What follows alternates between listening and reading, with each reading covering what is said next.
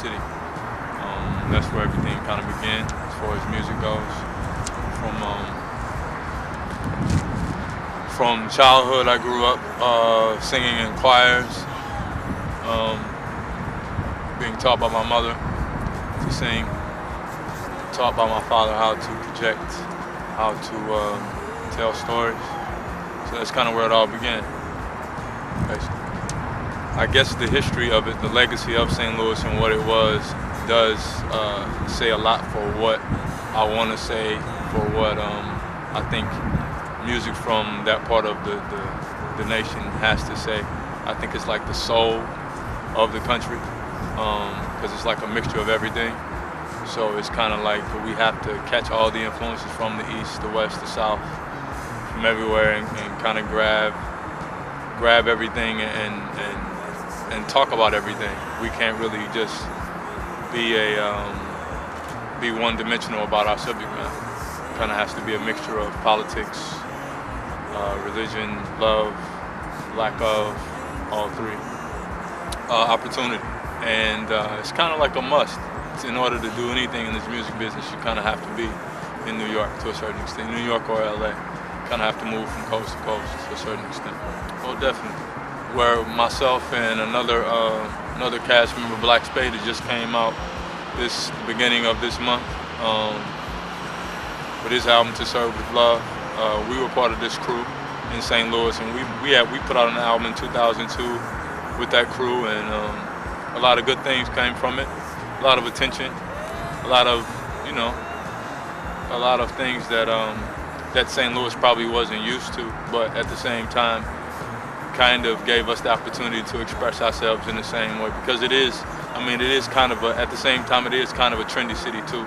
It still does follow a lot of what everybody else is really saying. So to a certain extent, we were kind of like the black sheep of the city. It's my alias. It's actually like the other side of what I'm trying to do, what I hope to attain to be, actually. Just as the name says, it's what I hope to attain in life and in music especially, to see more freedom in life and see more freedom in my music and be able to express myself with as much freedom as possible, because I think that's what most of this is all about. So the name is like my alias, is what my whole message is about.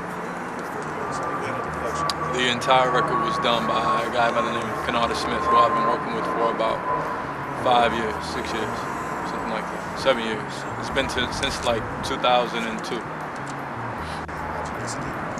It's a mixture of a lot of different things. They gave me a lot of creative freedom as far as subject matter and influences. But in the same breath, they also guided me as far as what sound they wanted the ultimate sound to be. So it was kind of like they didn't hinder me from writing about what I thought was going on in the world right now, as far as, because I write about everything anyway. They didn't limit me on that, but they did like choose what direction it will go in and what direction was more of what they were looking for from what I was bringing. The amount of work that you have to do it on your own, and not being able to, because I didn't go through like a distribution company for it. It's totally like I have my record in a couple stores in Atlanta and a couple stores in St. Louis, and basically everything else just came from like my MySpace page and my other websites. Well, in this day and age, it's kind of music is available to anybody, because the internet, it makes it so accessible that it's kind of inevitable for everything to be bootlegged anyway, to a certain extent. Unfortunately, that's a huge, big problem right now. And what people don't really realize is that we don't make any money when they download the record, and that's a handicap. You know what I'm saying? It's a huge handicap. So, but at the same time, I guess that's one of the reasons why I put so much work into a live show and try to put as much energy and give you something that'll make you want to come back and see it again. Yeah, I can't wait to see you, and